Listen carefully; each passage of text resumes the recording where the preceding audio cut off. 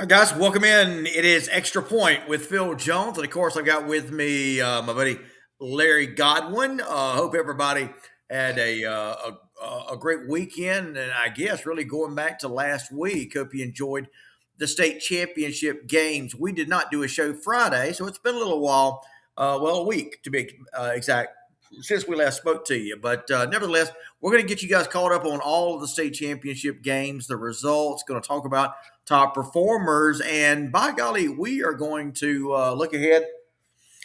Excuse me, guys. We're going to look ahead to 2026 as well. Obviously, as always, the conversation is wide open. You guys know the drill if you're a part of the show regularly, like Obadiah Farley, who is numero uno. What's up, Obadiah?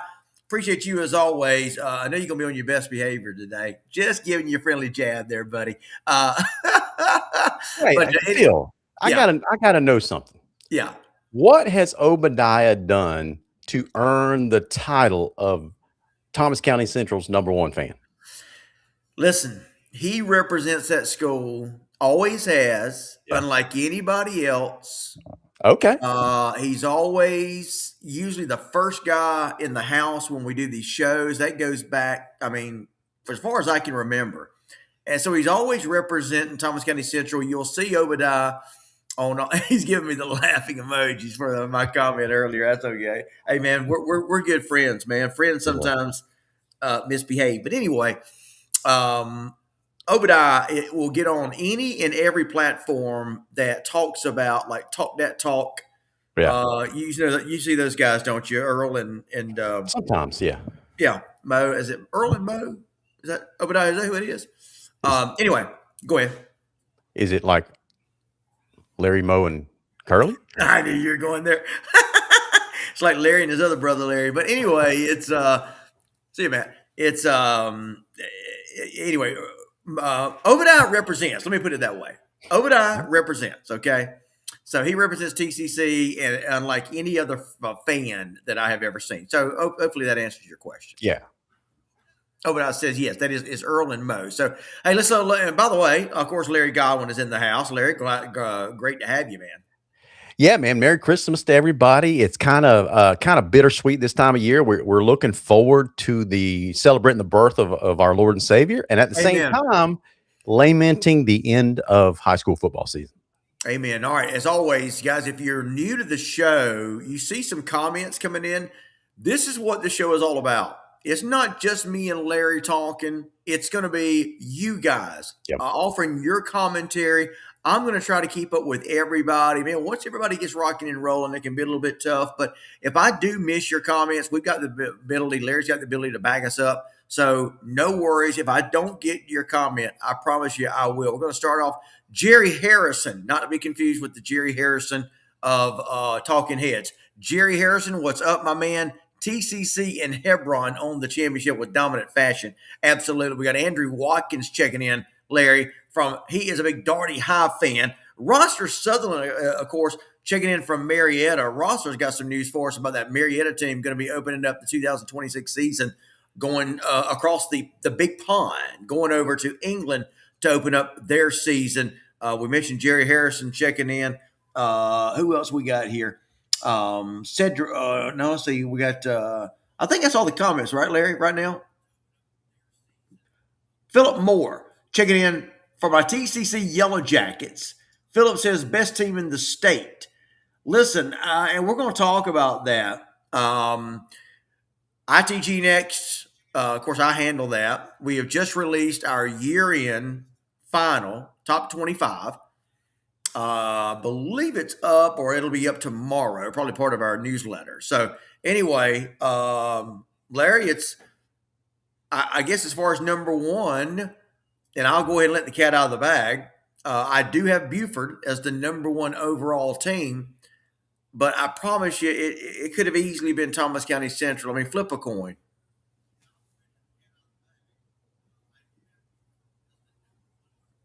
Larry, I ain't got no sound, man. You can't hear me? I can now. Man, when I went off camera a couple of minutes ago to adjust my camera, I forgot to hit the mute button. Like a rookie, I forgot to take the mute button off. How Hey, man, Larry, you usually are the ringleader of this thing, but go ahead, Larry. So I was asked about that a couple of times, actually several times over the weekend, and I even raised it with a couple of TCC fans as well. And I call it the question because that's on everybody's mind right now. Okay, especially with reclassification happening, that kind of stuff.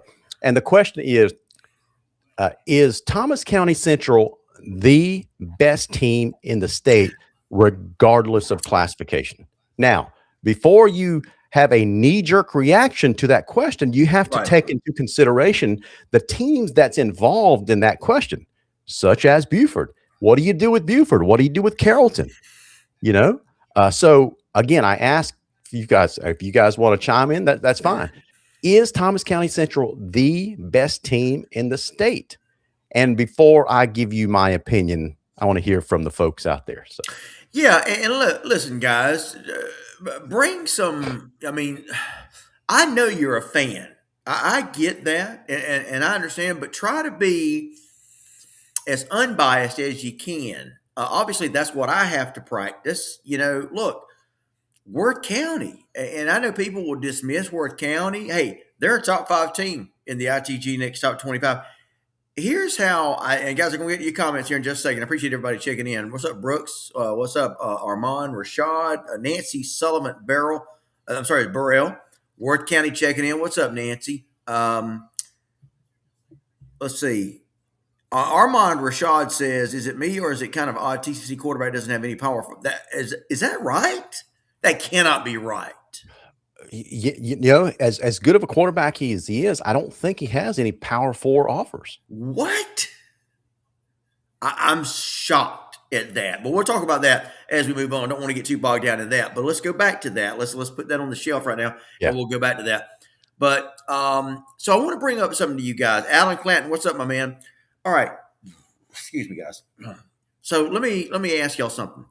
So when I was doing the top 25, we do an all classification top 25. I only found it to be, I thought, right to continue to rank the teams who were alive, still playing. Yeah. Right, Larry? Mm-hmm. Are you okay with that? Yeah. I mean, because I was getting some flack from people because, again, in my top 25, remember Grayson was eliminated, after the second round, I think? Yeah. So when I went into the third round, which is the quarterfinals, the semifinals, okay, and then, of course, state championship, again, you got to remember, you got 8 classifications. So, 8 times 2 is 16. 8 times 3 is 24. So you're starting to get to the limit of 25 ranked teams, okay, when you get into the quarterfinals, semifinals. So my point being that now that the season's over, I have basically wiped the slate clean. Larry, are you listening to me, Larry? Okay.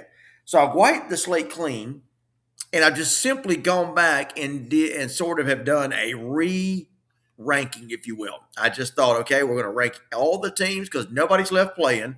So who wound up as the top 25 team? So I just want to kind of get y'all's thoughts on that and kind of see what y'all think about it. Malcolm Jamal says third round Grayson was eliminated. I got you, buddy. But what do y'all think about that? So most people are saying, TCC they would put in their top 3.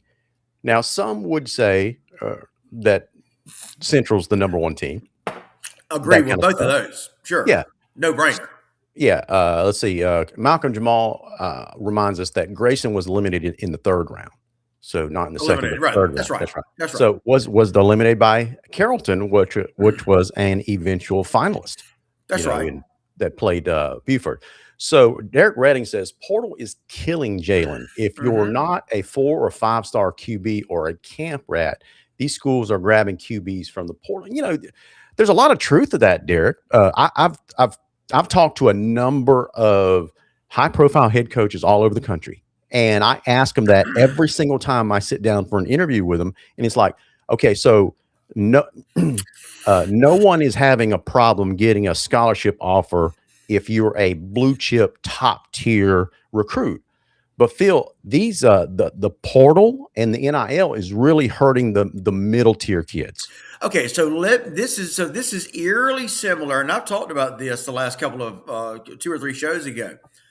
And unfortunately, it was with another Thomas County Central quarterback. Yeah. Do you guys remember? And we talked about this. Sam, what was Sam's last name? Sam was the quarterback at Thomas County Central. I believe it was right when Coach Rogers got there. And it was the same situation. Sam was putting up all kind of numbers. Who was that at TCC? I asked the same question earlier, and a few weeks when I first brought it up. I still can't remember his last name. Sam Brown. Yeah, Thank you, Obadiah. Sam Brown, same thing. He was blistering it, man. I mean, he was really good. I remember. What's up, Stephen K. Wynn? I remember how solid he was, and he had the same issue. He could not get any looks, and I remember thinking then, Larry and you guys, I was like, "What is going on here, man?" And now, unfortunately, it's reared its ugly head once again with Jace. And I did not know that, to be honest with you. I just assumed that the young man had gotten some offers already. Now, is he a senior as well, guys? I don't know. I'm not sure. I think he is, right? I think so. Because that's going to be one of their chores next year is finding a replacement at the QB position. Thank you, D'Angelo Davis and Derek Redding. I appreciate that very much for sure. So, but we will move on and but again, that's kind of a shame that Jace is getting overlooked. All right. So, Phil, So let's talk about the state championship games, guys. Go ahead. Hey, before you go completely away from that topic, I wanted to give my opinion on is Central the best team in the state? I think they're definitely in the top 5. Yeah. Oh, no. I would put them I'd probably put them at probably number 4. Now, the number 1 team in the state, I would put as Buford, and then closely behind that, Carrollton. Okay. And then closely behind them is Grayson. And then right behind them is Thomas County Central. Gotcha. And I think that is a fair ranking. Yeah. And I'm with you. I'm with you 100%, Larry. 100%. I think that's very fair. Yeah. I wanted to give you guys some reasoning behind that as well. Yeah. So, Go ahead, Larry. Phil, when you take a look at these teams and you start to, take the emotion out of it and actually examine these teams objectively, other than wins and losses, things like that, you take a look at across the board, who are the athletes, setting the coaching staffs aside, that kind of stuff, just looking at pure athletes. Then you always have to start with the offensive and defensive lines, right? So the offensive lines, comparatively, I would have to give the edge to Buford just based on their metrics. Okay. Now, that doesn't mean that Thomas County Central doesn't have a very good, dominating offensive line. I had to do some digging over the weekend. Their 5 starters, Phil, 2 of them are monsters. One of them is at 295. The other one's at 315. But the other 3 are on the lighter side when it comes to top tier blue chip offensive line. I think the other 3 are around 250 pounds, something like that. Now, don't get me wrong. They're still very, very good offensive linemen. But when you take a look and compare to Buford's offensive line, you're talking about approaching 300 pounds and more across the board. They're road grazers. And so I would have to give the edge there. Now, when it just comes to pure athletes, the slight edge goes to Buford across the board. So when you take a look at the quarterback position, the edge goes to Buford. If you take a look at the running back position, I would probably call it a draw. I think Tyree Green and Deuce are very comparable running backs. At the wide receiver position, Thomas County Central has really 2 very good wide receivers, but I think that Buford probably has more blue chip athletes at the wide receiver position. And the same thing holds true for that argument, that principle on the defensive side of the ball. So that's why Central is in my top 4. But I give the edge to Buford, just pure athletes. So on the football field, in a neutral setting like Mercedes-Benz, I think it would be a very close game. I think surprisingly, it would be a low-scoring game between the 2.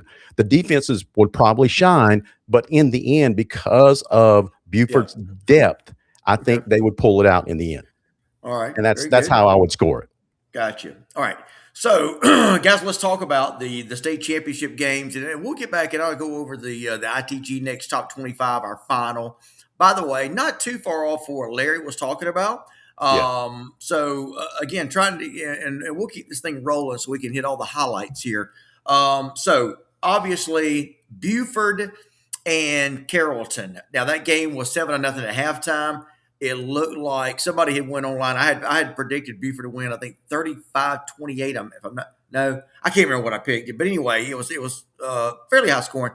And somebody said, "Well, boy, you got, but these teams are going to have to really get to it if you're going to get if you're going to reach that." Well, they did come out. It was truly a tale of two halves: 7-0 defensive battle first half. Then, of course, second half, Buford comes out. They still kind of shot themselves in the foot a little bit, but the guy that I have been calling, and this is not something I'm coming out here on week 15 and saying, "Oh yeah, he's the best." I have said from day one, and the Buford fans can back me up on this.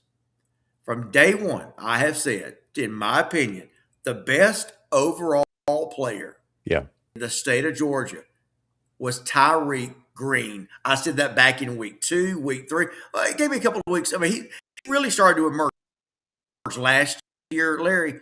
And, then, hey, I think this guy's got a chance to be probably the best overall player. He gets it done with pick six, kick returns, punt returns, offensively. And the thing about it, he, of course, is going to be remembered for the big run, 82-yard run with a little over, about 3 minutes left to go in the game that sealed the deal for Buford. But really, he's probably well known for his defensive and special teams prowess. But he got it done offensively on the handoff that really made all the difference. And this was against a very stout Carrollton front. So I want to get y'all's thoughts. I thought Thomas County Central, I thought that Buford and Tyreek Green made the difference with the Buford football team. Interestingly enough, and I wrote this up in the top 25 write-up that I do. I talked to Buford's head coach Brian Appling on Saturday, and I asked him about, Coach, what was the conversation to the team at halftime? I always like to know what coaches have to say. You're down 7-0. You can't sniff any offense, Larry. I mean, they were doing nothing. Carrollton seemingly had an answer for everything Buford was throwing at them, Larry. Well, Brian Appling tells me at the half, he said, "Guys, stay the course because at some point we're going to break a big one. I can feel it. I know it's coming. And by golly, Brian Appling, who's been around, has seen it all, he had the feeling, he knew, he could just tell his spidey senses were going off, guys. And Brian Appling said to his team at halftime, "Guys, I need somebody to step up. Somebody's going to do it. Somebody's going to break a big one." What's up, Earl Brooks? Finally got a chance to meet Earl Brooks the other day. Speaking of Earl, glad to see you in the house, Earl. Why did I meet Earl? We presented Earl Brooks. We presented Earl's son, Cam Brooks, with the ITG Next Defensive Player of the Year there at Thomas County Central High School on Friday. So congratulations, Earl, to Cam. And I know you guys are glad that he's not going to California. He had initially committed to the California Golden Bears, baby. But he's going to stay at home. Who said go west, young man? He's going to go a little bit south. So I'm sure now the Brooks family had a chance to meet Earl and his lovely wife. Earl, you did good there, brother. And anyway, good stuff there from Earl Brooks and company. But yeah, Cam Brooks is our Defensive Player of the Year. So Larry, not a lot there to say, but anyway, that was my thing on Buford, just with Ty Green. I think, in my opinion, Larry, best player in the state of Georgia. Absolutely, man. That's kind of hard to argue with. Buford was just one of those teams. If you watch that game, Phil, it was like a heavyweight fight between Muhammad Ali and Spinks. Man, they were just going at it, just throwing haymakers left and right. Sometimes they would connect, sometimes they wouldn't. And it just basically came down to last man standing. Buford finally threw one more shot that Carrollton couldn't handle, and that was the difference in the game. It really was. And so I know there's a lot of people that are saying, hey, and we'll talk about the head to head matchup, but what would happen if they played? Larry brought it up to start the show. We're going to talk about that here in just a minute. But man, let's talk about Carrollton on the flip side of this.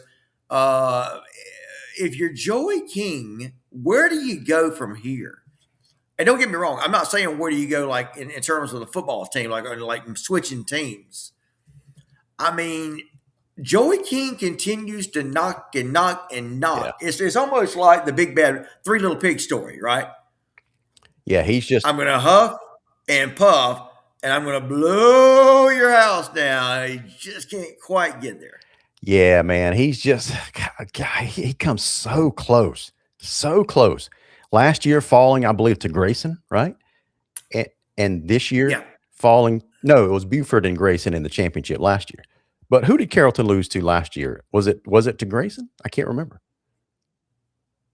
I'm drawing a blank. I'm sorry, guys. I can't remember who was in the state finals last year, guys. No, it was Hughes and Milton.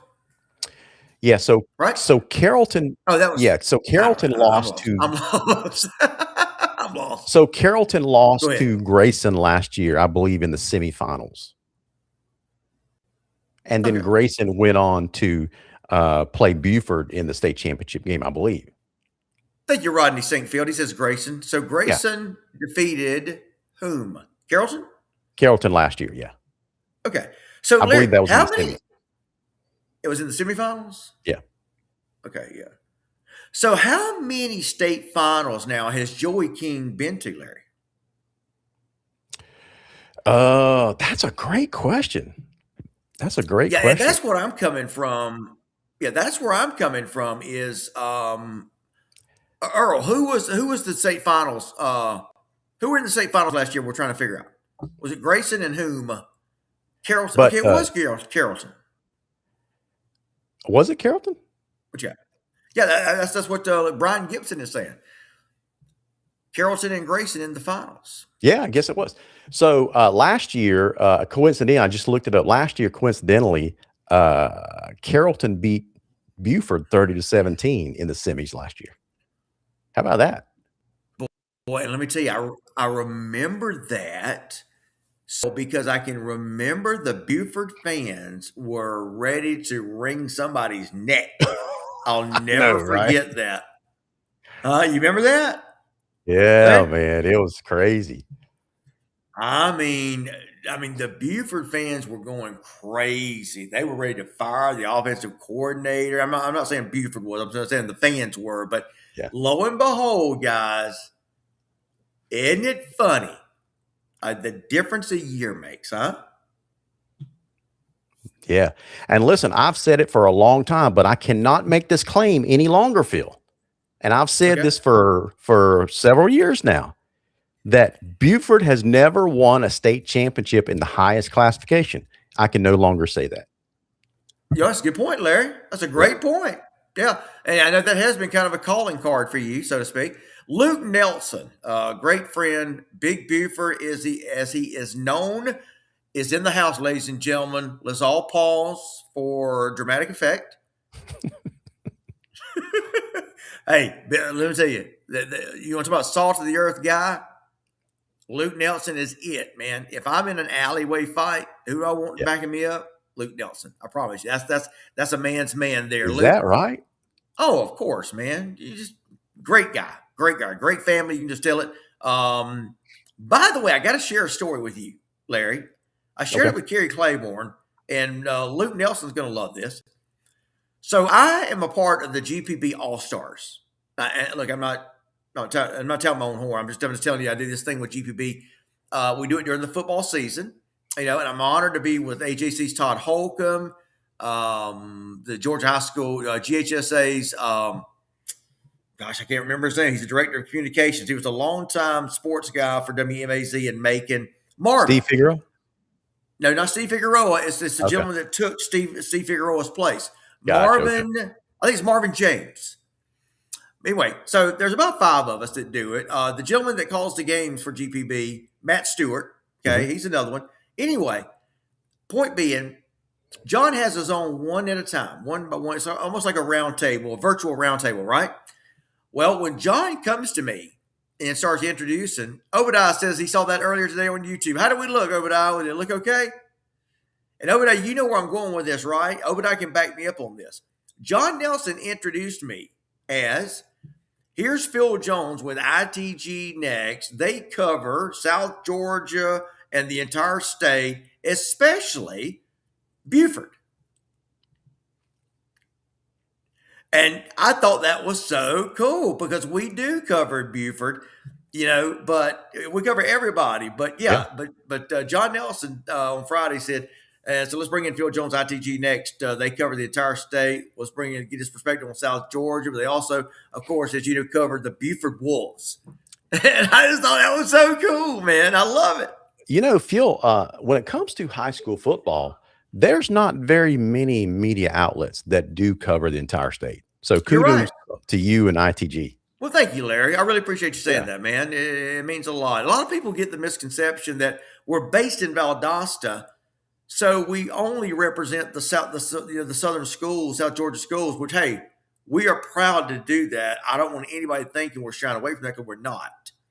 But Bruce Carter, Phil, you cover the state like a blanket. I hear you, buddy. Luke Nelson, that's good stuff. Luke, I appreciate. Listen, man, if it's got Luke's approval, stamp of approval, that means everything to me, and I appreciate that, Luke. But yeah, I just thought that was very cool. That we do work hard to get those guys covered. But anyway, didn't want to get too far off the subject. So you've got Buford taking care of Carrollton in the state finals. I've been saying again, I talked about Ty Boogie Green. I've been saying from day one, I thought Buford had the team. I don't know if I mentioned it to Luke. I know I mentioned it to Kerry Claiborne, who's also a friend of mine, and he's a big Buford fan, of course. He's the PA guy for Buford. But, Larry, I had been saying from day one, just like I did about Ty Boogie Green being the best player in the state, I said, Buford, no excuses this year. They've got the best talent. I thought that thing they did at Valdosta was just – because Valdosta's got a very good team. They smothered the Cats and did not let them up. I just thought that was such an impressive win for Buford. But, Larry, I thought the right team won it and won it all the other night with Buford. They deserved it. Yeah, here's the thing. Buford is very good at, well, a lot of things, but they are particularly good at two things, and both of them are run-based. They are very good at stopping the run like no other. They smothered Valdosta's running game, and that was basically Valdosta's bread and butter, and they had a very complimentary passing game to go along with it. So once Buford took Valdosta's run game away from them all night and forced Valdosta into a passing game, Valdosta had some shots down the field that they connected on, but it was too little too late when it came to that field. And so that's what Buford does to you with their athletes. And that's the point that I was making a little bit earlier when it comes to Buford. Phil, most of the time, a defense has an identity, right? Sometimes they are very good at shutting down the run, but they'll struggle with the passing game a little bit in covering that. Sometimes they're great at covering the pass because they've got a very mature back end, but the front seven is a little bit young and they have trouble stopping the run.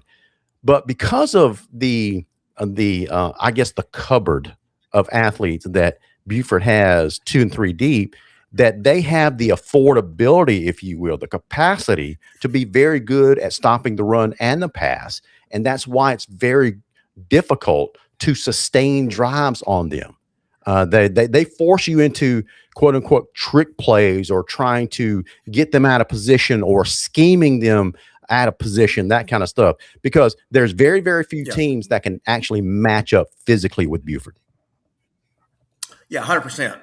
All right, let's talk about the 5A state championship game now. Of course, Thomas County Central come out and Larry, are you all right? Yeah, I'm just scratching my leg. Oh, okay. All I can see was you bent over. I'm sorry. I was like, man, has Larry got a cramp or something? Anyway, it's the winter time, man. My legs are a little dry this year. Now that I've confessed it to everybody, let's just move on. Bro, same here, man. I have to keep myself drenched in body lotion. By the way, which body lotion do you use? I use Gold Bond for Man, men. that's just too personal. I'm not going to share that. I'm kidding. I'm What? kidding. Whatever's cheaper on the shelf, man. That's what I get. No. You can't go cheap, man. You got to get that good stuff. Got to get that emolliency, Listen, whatever. Anyway, now that we're sharing that, hey, what kind of lotion do you guys like out there in Radio Land? Okay, share that with us on the space. Radio Land. I love it. Listen to Larry, Radio Land. Hey, Gold Bond for men. Okay, a Gold Bond brand is good stuff. Let me tell you. All right. Anyway, so Thomas County Central, Larry, Yeah. they come out, and I thought this was the key. You know, it's kind of like two boxers Mhm. going at it. Yeah. It was kind of like my man on Netflix the other night, man. He he finally stepped into the ring with the wrong guy, man. I didn't see And that he is, fight, man, but and I saw the aftermath of him in the oh, hospital. Ooh. dude broke his jaw in Oh two places, my not just one. gosh, it looked bad. But anyway, but my point being that just like that boxer, his opponent came out and just was relentless. I thought that was the key in this game with Thomas County Central Yeah. defeating Gainesville, Larry. They got up quick. They sucked them in with the run. That's the problem, Larry. If you're playing Thomas County Central, you're trying to stack the box and prevent Christian Deuce Lawrence from killing you. That's right. Once they were trying to do that, guess what? Thomas County Central's just got so many weapons that they go over the top. They hit them with a couple of quick touchdowns, 14-0. Before you know it, well, they think, okay, now we got to defend the pass because we can't fall behind much longer. Well, guess what that opened up? Yeah. The run game. I mean, pick your poison, Larry. Listen, I credit that to Justin Rogers and the offensive coordinator. I can't remember the offensive coordinator's name, but they scheme up very good offensive game plans. They do a fantastic job of keeping defenses off balance. They will find a weakness. If you have a weakness on defense, they will find it and exploit it. That's right. That's right. That's exactly right. And Larry, you're right. I mean, they do that unlike anybody I've ever seen. Oscar Miles is checking in, big Carver Columbus guy. What's up, Oscar? And I was going to bring this up, Oscar, and I'm glad you mentioned it. How about 6 teams finish the season, Larry, at 15-0? Yeah. I wonder if I've that's never ever seen been anything done. like it either. Has that ever been done before? That's a good point. Hang on a second. I've never put in the research for that, but that's an awfully lot of teams to go to have perfect seasons, man. It really is. And listen, when I was doing the state championship recaps myself over the weekend, I thought, man, this is a lot of teams to go 15-0. Hey, the Worth County Rams among those teams, and we'll get down and talk about Worth County here in a minute. But Larry, I thought that was just an unbelievable stat. But going back to Thomas County Central, look, I will tell you, hey, what's up, Austin A.B. Butler? My buddy, man, is in the house. Great dude. Austin checking in from Northwest Georgia, the northwest corner of the state. So, look, I did rank Buford. My final top 25 has Buford at number 1, Thomas County Central at number 2. I would love to see Thomas County Central and Buford in a winner-take-all kind of thing. Great. To me, it's impossible without those teams playing to predict who would win, in my opinion. Central is one of the best teams I have ever seen in my life. If we're ranking them by classification, of course, I mean, you got, of course, Buford number 1 in 6A. But I tell you, the margin was razor thin, Larry, when I was trying to decide who's number 1, number 2. Yeah. I'd always had Buford at the top, so it was a name to keep them, move them into the top spot. But I tell you, I think Thomas County Central has got a great argument for being number 1. They certainly have a great. Let me mention this real quick, and I'll get it back to you. What really put Buford over the top in terms of number 1, Larry, was the fact that they were also being considered for a national championship. I think that carries a lot of weight. Yeah. Go ahead. Phil, I'm going to put you on the spot. Okay. So who would win out of this game between these two teams? All right. Thomas County Central and Carver Columbus. My gosh, man. Because I know how much you love Carver Columbus. Well, it's for a reason. and Again, rightfully so. and Yeah. listen, guys, I bet Stephen K. Wynn is having a fit right now because we are not giving much love to Creekside right now, and Stephen K. Wynn has been on that Creekside bandwagon all year, and deservedly so. I get it, but man, you're talking about some teams that are playing dominant football. Okay, yeah, and you're right. Creekside did break the scoring record that was held by Hughes previously. But I listen, Larry, to answer your question, because Yeah. I know you're waiting for an answer here. I'd have to give it to Thomas County Central, but not by much. Yeah. What about you? Between Central and Carver Columbus? Yeah. Yeah, hands down, I think Central would win that one. I think it would be a close game because Carver is loaded as well. Just like I think it would be a close game between Central and Buford. I think Buford would eventually win that game between Central and Carver. I think Central would eventually win that game. Billy Just because, Guyton says he don't like TCC. Is that you, Larry, or what? Or is that me? what's that now? So Billy Guyton says he don't like TCC. Who's that? I don't know. Billy, who He you can't be talking referring about? to me because I love TCC and what Justin Rogers has done. I've said it Oh, since he's been there. I do too. I think what happens is people if you ever pick against somebody, Yeah, if you yeah, ever pick somebody to lose, I think people jump on that and he don't like us.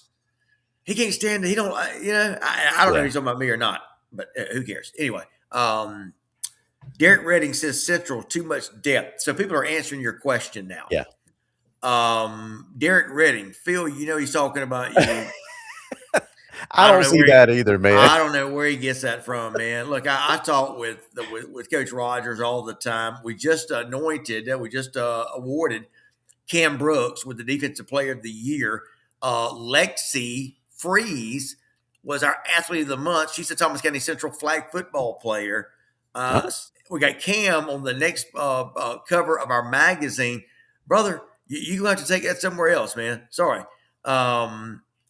Anyway, where were we? Well, everybody's talking about who would win the game. You put it out there between TCC and Carver. Isn't it great, though, that we're even talking about this, Larry? Yeah, that's fantastic. Hey, by the way, Stephen K. Wynn, he is a big Creekside fan, right? Oh yeah, yeah. He's been on that Creekside bandwagon all year long. Steven, I just wanted to give this shout out to you and your Creekside Indian family. And, Phil, I had an opportunity to do Seminoles. I'm sorry, Seminoles. I had the opportunity to do a sit down interview with your head coach 3 months ago after a big win over a very good DeSoto team who happened to win a Texas State championship this past weekend, I believe. Austin, we'll come back to you here in just a minute, guys, with your questions. Go ahead, Larry. And so, Stephen, if you hadn't had a chance to take a look at that interview, Creekside's coach is Maurice Dixon, right? Yeah. Yeah. So by Mo.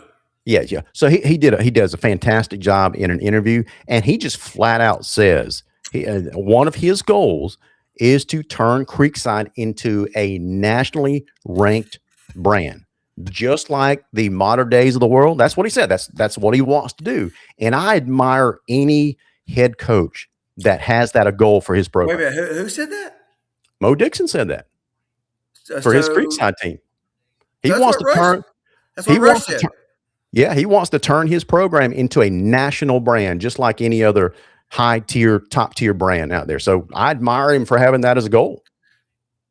I wonder if he saw my comment, my story where I wrote that about that's what Rush had said. No, well, this Mo said that 3 months ago. I'm not sure. Oh, okay. Never mind then. Yeah. Never mind. All right. Let's see. Stephen K. Wynn, Lee County Trojans just follow high school football. I saw some special with what Coach did. All right. Austin A. Butler. Austin A.B. Butler. What's up, buddy? Creekside, Thomas County Central, Hughes, Rome, the last four scoring record holders. Yes. Thank you. So it was Creekside.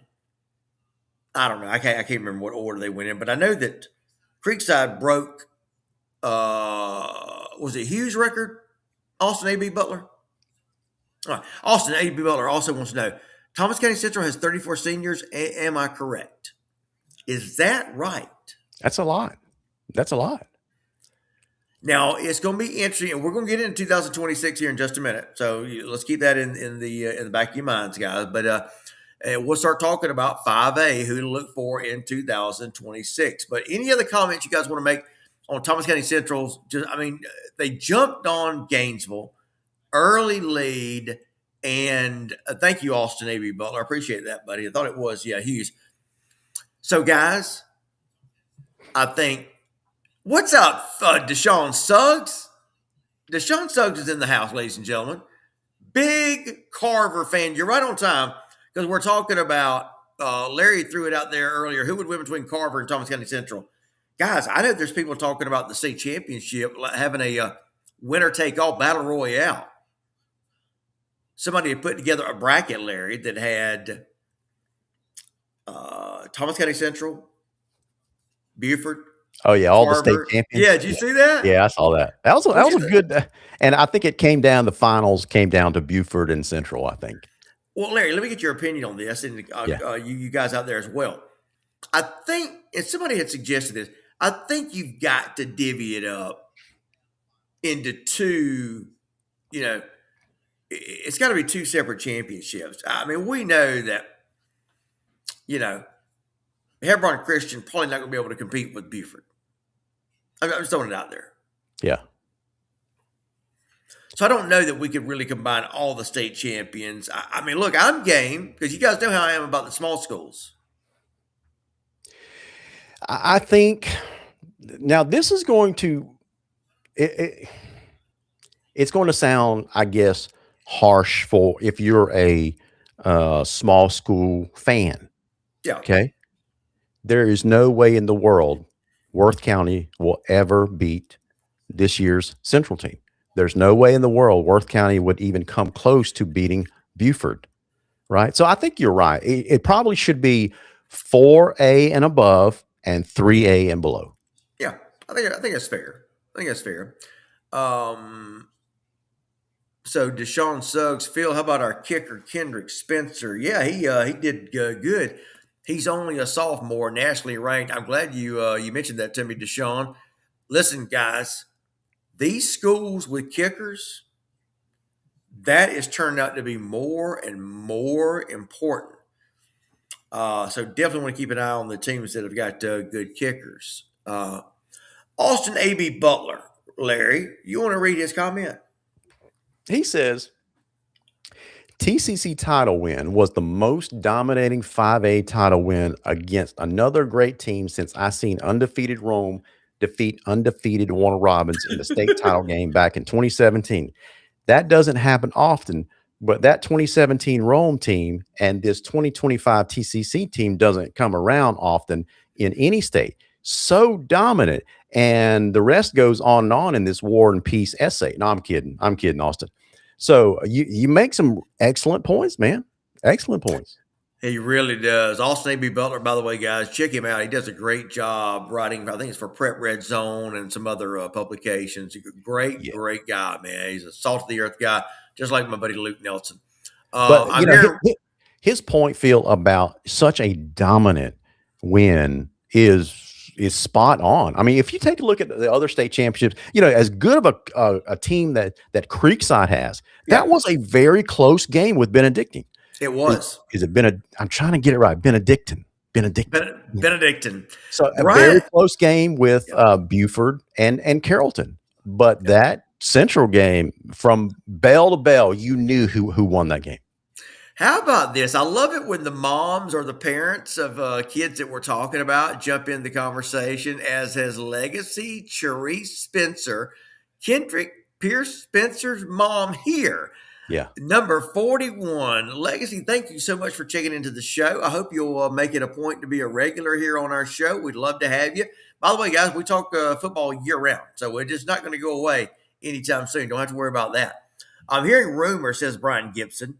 I'm hearing rumors that Thomas County Central and Buford might line it up next 2 years, though. Man, would that be something if they did? It's got to be a home and home. I would love to see that. I would love to see it. Yeah, of course. No doubt. That's got to be the thing. So, I'm going to come to your place. You'll come back to my place. You'll reciprocate, Central's got some holes to fill next year. As good as this team, has been in the last 4 years, these seniors, that is, right? So obviously they're graduating. So I think you got half your defensive starters that you've got to replace. I can't Yeah, remember how many offensive starters, but it's probably a good number of them as well. yeah, So half the team's going to be brand new. So you're going to have some guys stepping up. yeah. So if they end up playing a first game of the season, I don't want to see that. I would rather see them two teams play maybe the third or fourth game of the season. That way, if they both have younger athletes, give them a few games to get their legs under them, get some experience, and then play a straight up game. But don't do it the first game of the season. Okay, so we're talking. So we talked about 6A, we talked about 5A, and don't worry, guys, we're going to come back to some of these potential matchups. But 4A, Creekside, of course, they win the state championship. They are yet another 15-0 team, guys. We had 6 of the 8 state champions that finished undefeated for the season. Think Yep. about that. Think about that, guys. I think and I say we as a state of Georgia, Mhm. okay. I think as good as the state of Georgia has been, Larry, I think we're now starting to see these teams take it to a whole different level. Okay. That's why I would love to get another chance at Georgia teams playing some of these out of state showcase games Yeah. so we can get a little bit better feel of how the Georgia teams compete and how they stack up. Because again, we talked about it last week, Larry. In some of these games, guys, where Georgia state champions have played out of state champions, Larry, Georgia's not doing very well. Valdosta, Candler, Yeah. back in what 2018, 19, Yeah. Lee County, and the team from was it St. Virginia? Francis Academy St. Francis Academy. Thank you, from Larry. Maryland. Yeah. Grayson, no, it wasn't Grayson. It was Collins Hill going out and playing the team from Washington State. You guys remember that? Mm-hmm. And the team from Washington State wiped the floor with them. So there's 3 examples right there that I bring up, and I know it's not everybody. Yeah. But that's 3 examples of state champions who went to the next level and didn't do well at all. So I think Georgia's got to erase that perception of how our quality of football is. Man, you see that claim that Derek Redding makes? No. The 2028 season, Central might play for a national title. Remember this comment. 28 season. So that means this year's freshman Yeah. Okay. Derek, is that what you're saying? This year's freshman team is just loaded. All right. So let's step aside a second. Let's talk about this national title thing, Larry. Yeah. Okay. Look, anybody that follows me and follows the show, you know that I have been a very big proponent Mm-hmm. of trying to establish some type of national high school football playoff. Sure. Yeah. Okay. Now, I don't know how doable it could be, and I'm not saying it would be picture perfect, but I'd love to have something as close to a facsimile thereof. Okay? Yeah. I would like to have something that resembles a national champion, okay, a national championship, high school football playoff. And I'm open to your ideas, guys, but you know, what I've talked about before, and I'll mention it real quick, Larry. I want you to chime in on this. So let's say, for example, in Georgia, you know, if we want to take the state champion, and I don't mind taking the runner up, and we could say, example, you know, have Georgia and Thomas County Central representing Georgia in some kind of national playoff. Yeah. Or maybe it's just a state final. As the one state champion of the highest classification. I don't know. I don't know how that would be determined. What's up, Johnny Holcomb? Says go Cats. You know, Phil, if you couldn't do something like that, I think there should be. I think you should start small, kind of like a college football did years ago, where you do a +1 after the regular season is over with. Yeah. And I think Georgia should pick the number 1 team out of either Florida or Alabama, and let them play. Why wait a not? minute. What do you mean Georgia picked the number one team? What are you saying exactly? Who? So yeah, I don't think it's possible if you have a +1 after the season where, a team from California comes out here or a team from Texas to come out here. I just want to start somewhere. And the most logical and least expensive option is for the number one team in Alabama to play the number one team in Georgia, or the number one team in Florida plays the number one team in Georgia. So at least we can Okay. settle the question in the Southeast, who's the best team. I hear you, man. I just A high school playoff other than a +1 is virtually impossible. okay. So, and I'm with you. And again, some of my previous projections, proposals, I'll put it that way, Yeah. look something like this. Stay with me. Okay, let's just say, for example, and again, we'd have to determine like which Georgia team would represent the state, right? Yeah. Like this year, I think you could represent. You could have Buford. Yeah. You could have Thomas County Central. I'd love to see it. You could have Creekside. Yeah. Okay, so trying to determine who would represent the state is the number one thing. Okay, and I don't know what that process would look like.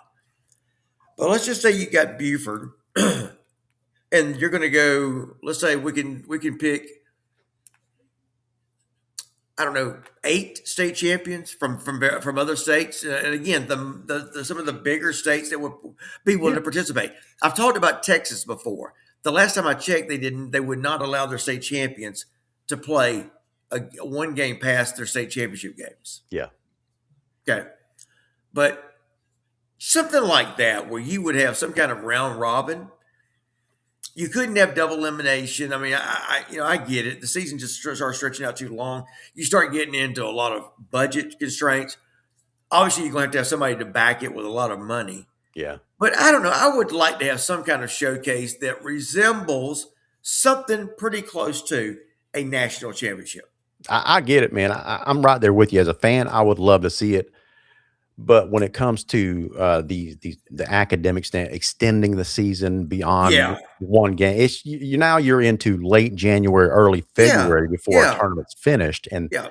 I don't know any administrators that would allow that to happen. So you're looking at the practical side of things, Larry, and I get it. That's what we would have to have, of course. Yep. Okay. All right. So Creekside. Listen, we've talked a lot about Buford and Thomas County Central, deservedly so. Mhm. But Larry, I know Stephen K. Wynn is on this bandwagon. You've got to consider what Creekside has done all year that has just I'm talking about wiped out opponents. I don't think if you look at the separation between Creekside and everybody else, except for Benedictine, the Cadets gave them a good game. But Larry, before that, man, it was just like beating everybody 70 and 80 to nothing.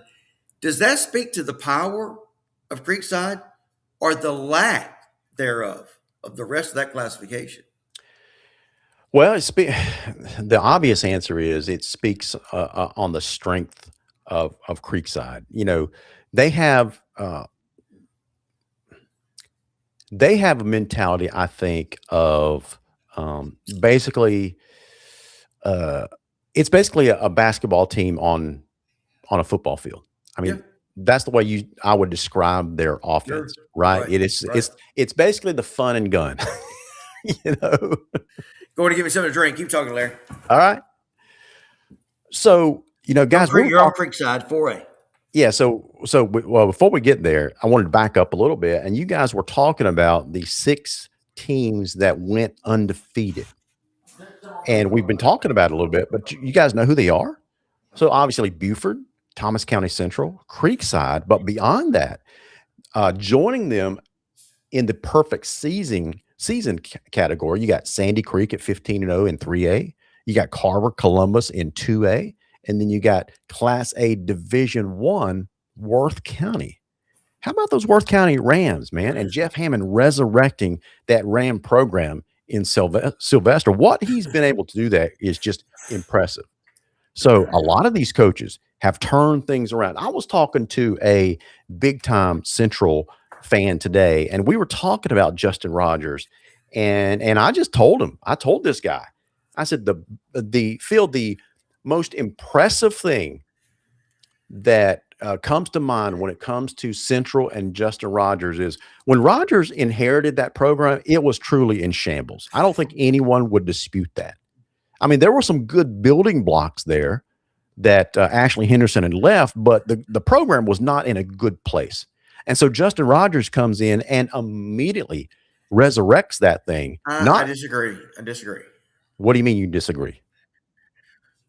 I think actually, I think Ashley Henderson had inherited a program that was in shambles. Okay. Yeah. I think Ashley worked to get, and I was talking to some coach about this. We were having this very conversation, and his mentality was the same as mine. I'm not going to name the coach, but Larry, I think actually you're kind of right, except back it up about 4 years. When Ashley Henderson took over the program, I remember in a conversation we had, he had told me, he said, it's going to take me 5 years. Okay. Yeah, that's the 5-year rule. Remember, Jeff Littleton said the same thing when he got, he told me that's what he told Tiff. I think when you have a program that's, really in dire need of getting fixed and getting turned around, it's the 5-year rule. I think any good coach knows that. So you're partly right. I think Ashley Henderson had fixed things up, had gotten a good, solid foundation built. Remember, they weren't making the playoffs, and Ashley had worked and got them back in the playoffs. I mean, that's just how far the program had fallen. So I think Ashley had done a good job of setting the foundation. Was there more work to do? Yes, and I think that's what we saw with Justin Rogers. He come in and really, put his stamp on things and got that team up to snuff into where it is today. So I respectfully disagree with what you were saying about it being a shambles with how Ashley left it. I think Ashley left it in good shape. Yeah, we might be splitting hairs between the two of us. I agree. And I agree with you that when Henderson took over, the program was definitely on a decline. And I would concede the point that Ashley Henderson probably stabilized it, but I don't think it was anywhere near ready to ascend. I still think it was on the decline, even though it might have been stabilized when Rogers took it over. All right. Well, obviously, people don't really, and I get it. Ashley Henderson has got his detractors. All right. So Derek Redding says Henderson took over a team that went 8-4. Henderson came in and we knocked down the toilet. I don't know what he meant by anyway. Guys, listen, we did not mean. Sometimes I can't read the. Guys, we did not mean to open up a can of worms of Henderson versus Shaver versus Rogers. This ain't the show. My point is Justin Rogers. It's obvious the impact that he's had on that Central team, and it was immediate. That was my whole point behind that comment. All right, yeah. So when I went to get something to drink, we were talking about Class 4A. That's right. Don't know how we got back there, but anyway, so we're talking about 4A. So as much as we're talking about the dominance of Buford and Thomas County Central, I guarantee you there's a lot of people that are screaming about this Creekside program. Remember, they're the team that beat what? DeSoto, Texas? Is that who it was? 7,002 or something like that. What's that? I think the score was like 7,020 or something like that. It was just ridiculous. That was the same team, if I'm not mistaken.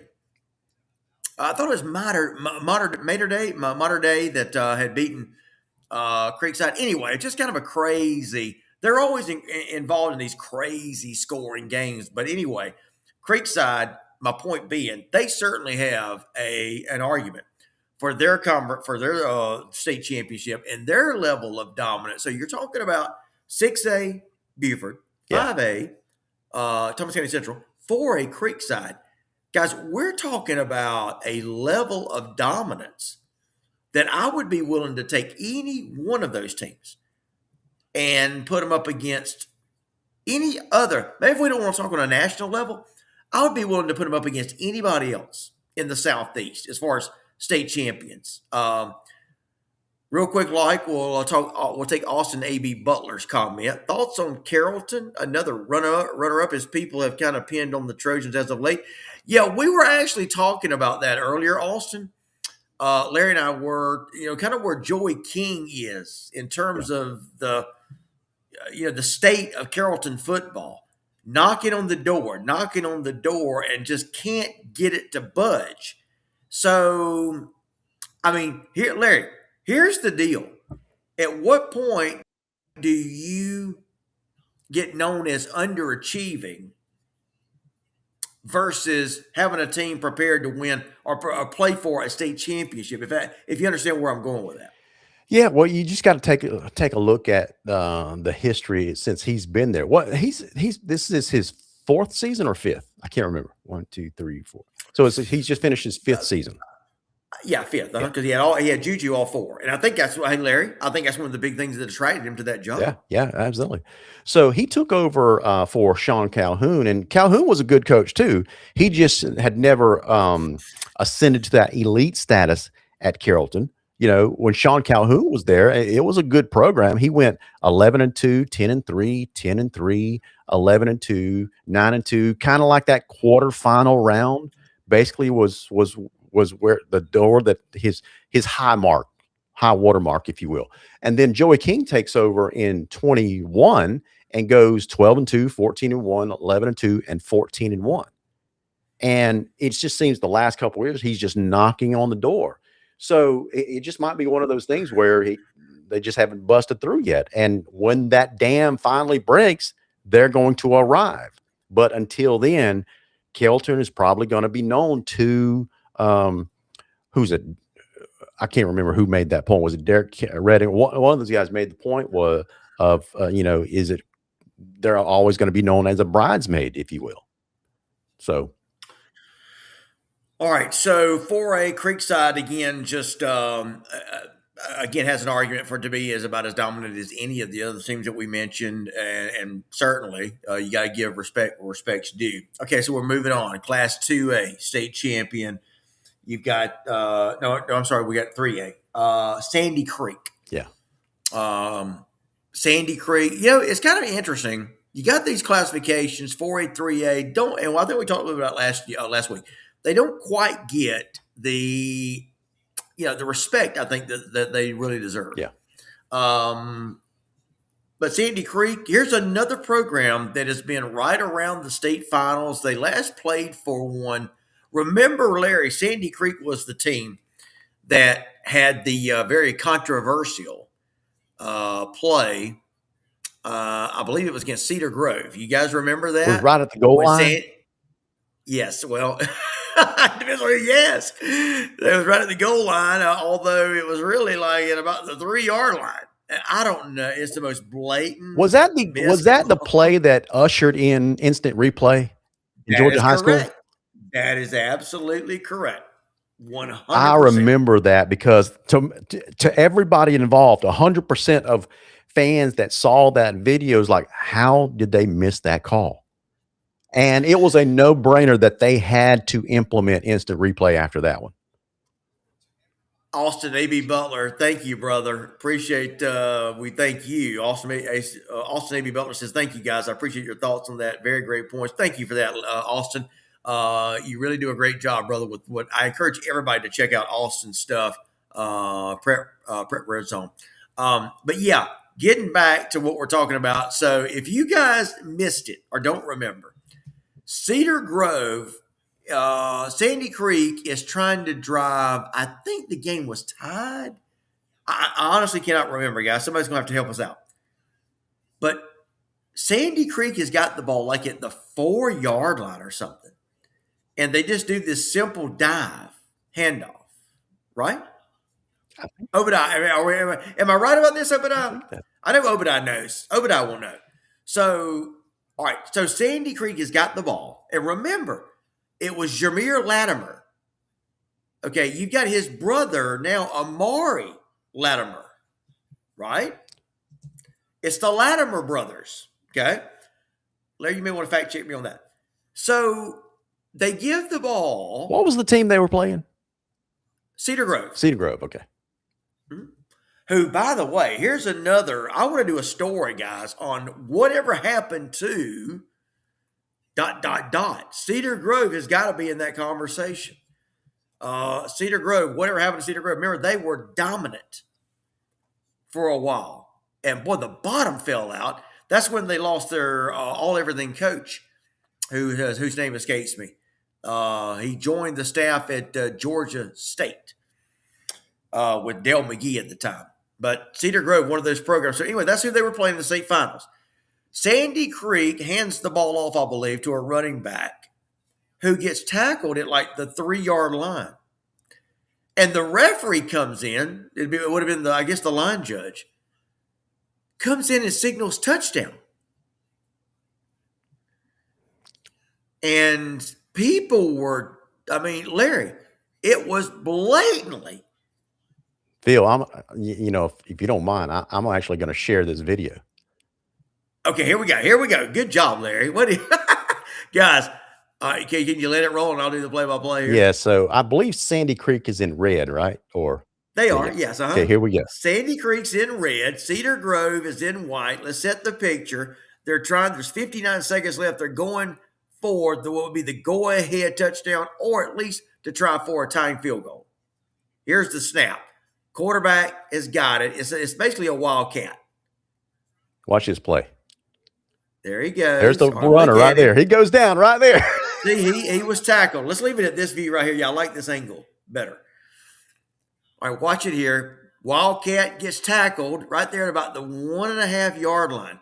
The referee comes in saying touchdown. And look at the Cedar Grove players, rightfully so, thinking, what? Look at that, guys. Look at that. Unbelievable. Larry, that's a great job getting this up. Oh my gosh, man. That was crazy. Hey, that's the kind of stuff that you get here on this show, Phil. You know, the new look, and that's what we're providing to folks, you know. Well done, Larry. That's a great get. Man, Oscar Miles, by the way, Oscar's son, KJ, the big 4-star wide receiver who is headed to, I think, North Carolina. Yeah. Obadiah says they put this replay on ESPN. Yes, they did. Oscar Miles after that call. LOL, it really did. Obadiah Farley says they must have paid that referee some good money. All right, guys, listen. How does he miss that call? And I don't want to get too far off the topic here, but how do you miss that call? I think what happened, the conversation was, the explanation was, the referee somehow mistook the 5-yard line for the goal line. That was his explanation. Yeah, I know, Larry. I get it. I get it. But you're right, Toby Passmore, and that's where we started this conversation, which actually Larry had brought it up, said, yes, that is where that was the play. Okay, you can say that. Listen, hold on a second. That was the play heard round the state. That was the play that ushered in instant replay. Hold on a second, Larry. Just like the game, okay, we're playing a little trivia here with you guys. Just as that was the play that immediately ushered in the instant replay, what was the game that tilted GHSA towards adopting overtime for state championship games? Do you guys remember? Roswell and somebody.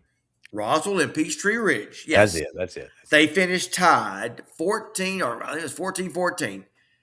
And man, the players for both teams were walking around, did not know how to act.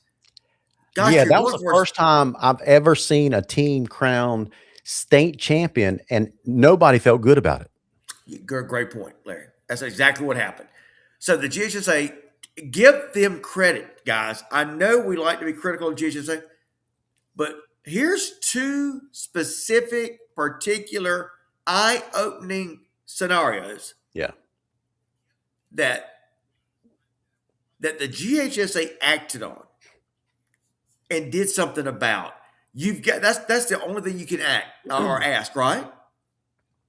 Yeah, and the thing that about instant replay is since they're playing these games in Mercedes-Benz, and then for a few years at Georgia State, both of those stadiums, in particular the Dome at the time, have these great gigantic scoreboards that have replay on every single play for the fans Right. to see them in the Dome Right. and the bins, right? And after this play that Sandy Creek and Cedar Grove, everybody sees it on the big screen. Everybody sees it on TV, and that's really what pressured the GHSA. You got to fix this. And the Cedar Grove players and coaching staff and fans kept pointing to the big board Yeah. to the point where the referee said, okay, stop showing it. It's done. I mean, Walt Taylor says instant replay should have been enforced way before then. Remember when Peach County got screwed? That's Oh, another yeah, good call. yeah. Absolutely. I think that was when the player went for caught the touchdown pass that wasn't, or if I remember correctly, Walt, I think that's what happened there. Oscar Miles. Now, Phil missed doesn't not belong in the situation. He lost his mind. That's all. That's all he did. Derek Redding says the defensive player picked the ball up on like the 2-yard line. Yeah, just a crazy situation. Anyway, not to get off the subject though, but that was how Larry was right. That's how 3A Sandy Creek was known for.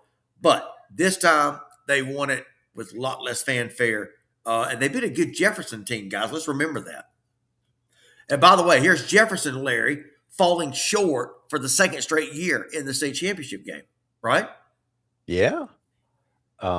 So Sandy Creek is not they're not strangers to the championship game, No, but it's been a couple of years since they've been there.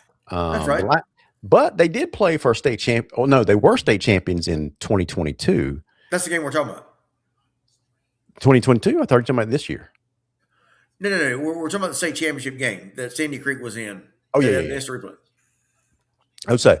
So then you've got a number of years before that with kind of lackluster performances by Sandy Creek. But I remember the Chip Walker. You remember Chip Walker when he was there, the Chip Walker years? And it was like, it just seemed like every other year, if not every year, they were playing for a state championship. And so then they go through a dry spell and then they finally break through with that controversial win. Yeah. Obadiah Farley nails it. Says they stole the state title from Cedar Grove. Yeah, remember, because Cedar Grove was winning that game, as we just showed you on that now available instant replay. I love it. All right, guys. So 2A, we're going through the state championships. We're replaying the state finals, getting y'all's thoughts on the state finals.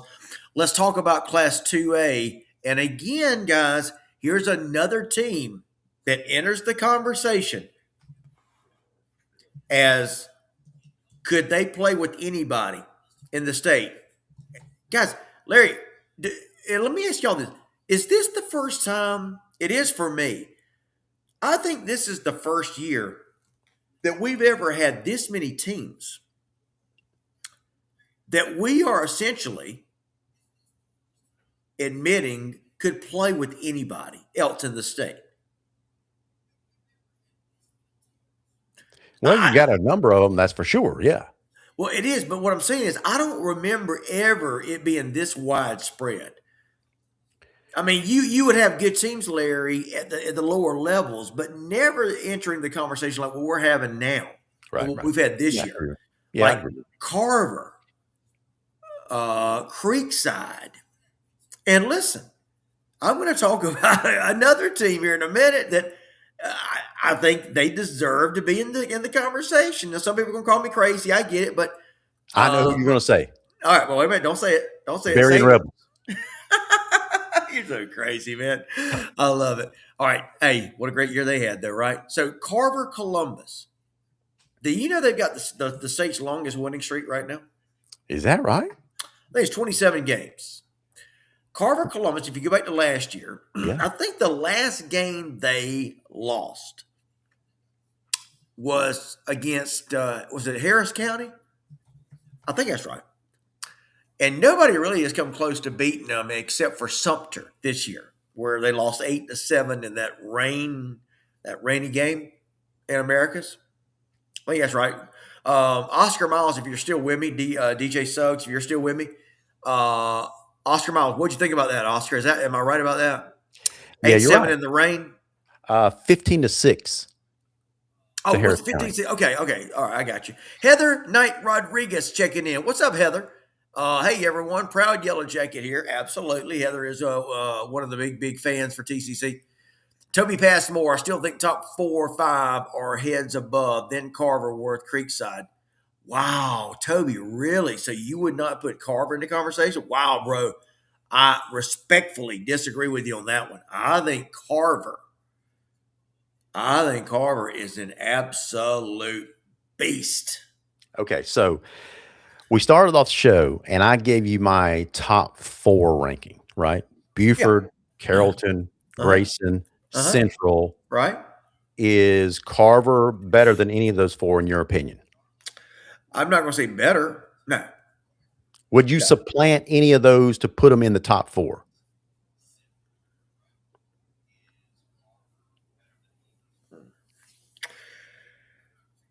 Probably not. And again, here's why. I think a lot of it has to do with your schedule, Yeah. your Okay. strength of opponents. Sure. Yeah. So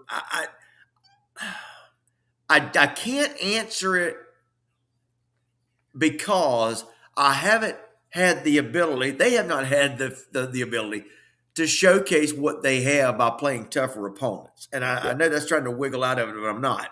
That's the only way I know how to answer your question. I would say that Carver is comfortably in probably the top 8 in the state. Easily. Yeah.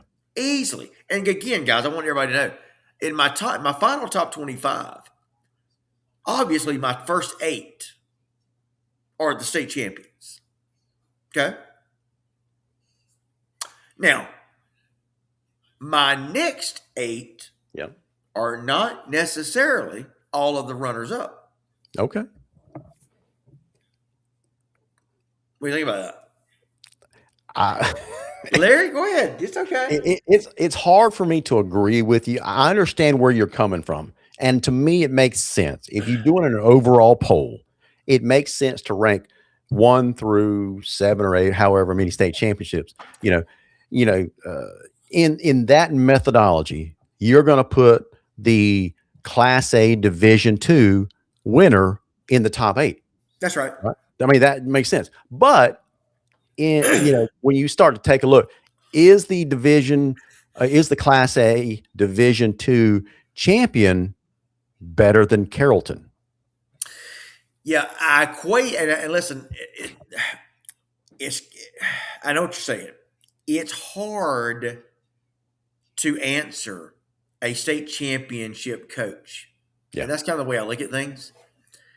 It would be hard to answer a state championship coach if he was to come to me and say, "Hey, we just won a state championship. There's only 8 teams in this state, Mr. Jones, that can boast on this Sure. morning on this morning after. There's only 8 of us who are holding this trophy, which I'm holding a fictitious or Yeah. you see where I'm going with that, right? I do. There's only 8 of us, Mr. Jones, that are holding this trophy. So if there's only 8 of us, meaning that only 8 of us have reached a certain plateau that Right. hundreds of other teams have not. That's So right. you're going to tell me, Mr. Jones, that I'm not worthy of a top 10 ranking. And you would look him And- right in the eye and say, "Yes, that's what I'm telling you." No, I'm kidding. I'm kidding. No. That's pretty good, Larry. No, And- I would agree with him. I would say, sir, you are 100% right. I have erred, so let me go back and fix it. So, I definitely, that's my mentality for sure. Yeah. If you're a state champion, you're right. You are one of the only 8 teams in this state of Georgia that can boast, that will be having to display a 2025 state championship trophy in your lobby of your high school. I don't have a problem with anybody's poll as long as they give their criteria ahead of time. So if your criteria at the end of the season is to force rank the state champions across the state, I don't have a problem with it. Yeah. Well, I want to get the viewers' take on it, and see what you think. Not that it's going to change my mind, but I welcome everybody's opinion. Larry got it. I saw Larry hit that smile right there. All right, real quick, like here's the ITG next top 25. Okay, coming in at number one, it was a close call. Number one is the Buford Wolves, the overall state champion, and they are also the national champion. That's right. Number two is Thomas County Central. I still believe Thomas County Central could beat anybody in this state, and probably any other state. I feel like I should give you some like mood music or something. Like they do on like the ESPN countdown. Like, remember Chris Berman in his day? Sure, He yeah, would give like music as he was talking about his. that's right. Can you do that, Larry? I'm not sure. Let me see what I can find out. How about this? All How right. about it? Okay, so how about this one? We'll pick some stuff.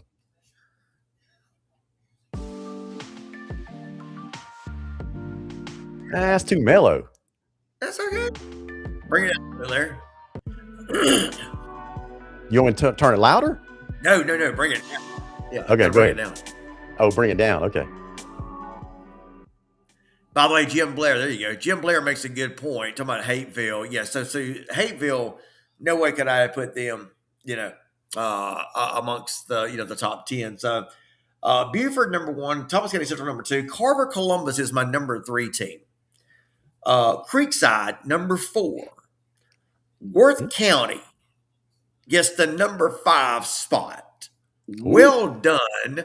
Ooh. Well done, Worth County Rams and Coach Jeff Hammond. Thomas County Central, hold on a second. Johnny Holcomb wants to know, is TCC opening with Colquitt next year? I have not heard that. Is that true?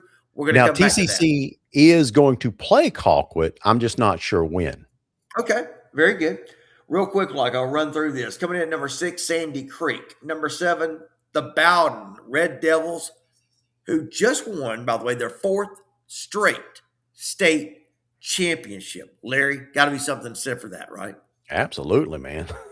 Number 8 is Hebron Christian, who is your Class A through 3A private state champion for a second consecutive year.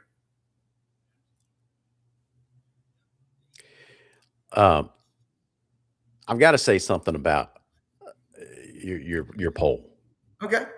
So I noticed that within your poll, Mhm. you put all the state champions there, Yeah. but you did put some ahead of others instead of going in a row, like 6A, 5A, 4A, Yeah. 3A. Yeah. Again, just kind of it really part of it gets down to my perception of the teams. Sure, Yeah. absolutely. All right. So Carrollton 9, Gainesville 10, Roswell at number 11, followed by Hughes, Grayson, Benedictine. We're at number 14 for Benedictine. Valdosta at number 15. North Gwinnett 16. Lowndes 17. Houston County 18th. Sumter 19th. Colquitt County 20. Toombs County number 21. Number 22, Lincoln County. Number 23, Marist. Number 24, Rome. And number 25, Jefferson. All those teams obviously were state champions, state runner-up, or state quarterfinals. So there you go. Thoughts? You're always going to get, listen, here's the thing about trying to rank 25 teams, especially in our state. You'll always get some people that bite you back. Phil, And I'm ready for it. How about some Christmas lights and Christmas presents? How about that? There you go. I love it. Oh, look at that. That's so cool. All right, so we're going through the state champions. I want to get through this. So we're 2A, Carver Columbus. Again, guys, that's another team went undefeated. Remember, we talked about it. 6 of the 8 state champions went undefeated this year. And it's going to get to my conversation, Larry. Was this the most dominant year we've had in the last 25 years? I think so, man. I think so. I think just about every classification, there were 2, possibly 3 teams that were just dominant in every class. Every class. Yeah. In years past, like for 5A or 6A, you would have probably maybe 8 to 10 teams that could contend for a state title. But this year, you knew who was the head and shoulders of favorite above every other team in just about every class. I got you. All right, so we'll finish up our state champions. 1A Division 1A Division 2. Of course, they were Worth County. Worth County Rams, what a great year. What can you say? First state championship since 1987, Larry. Yeah, impressive. Wasn't it, though? Mm-hmm. And then the last state champion was who? Who was our last state champion? One moment. You talking about other than Hebron Christian? Yeah. My last state champion was Bowden. I'm sorry, lost there. Yeah, Bowden. So I Bowden. thought we talked about them. No, we're talking about the state champions. Bowden and Worth County were our last state champions, 1A Division 1 and 1A Division 2, respectively. So Bowden's going to lose Caden Prothro. What do we say about 4 state championships in a row, guys? That's Phil. I know this is a big question for folks, but when do you consider a program a dynasty? Well, that's a good question. Is it 4 state championships? Is it 10, 15? You know, Valdosta was head and shoulders, clearly a dynasty back in their heyday, right? With the Wright Bazemore era, and then followed up by Nick Hyder. That was a football dynasty. Yeah. So how many years in a row does a team have to dominate before we consider them a dynasty? What a great question that is, Larry. And let's put it out to our viewers. I'm going to say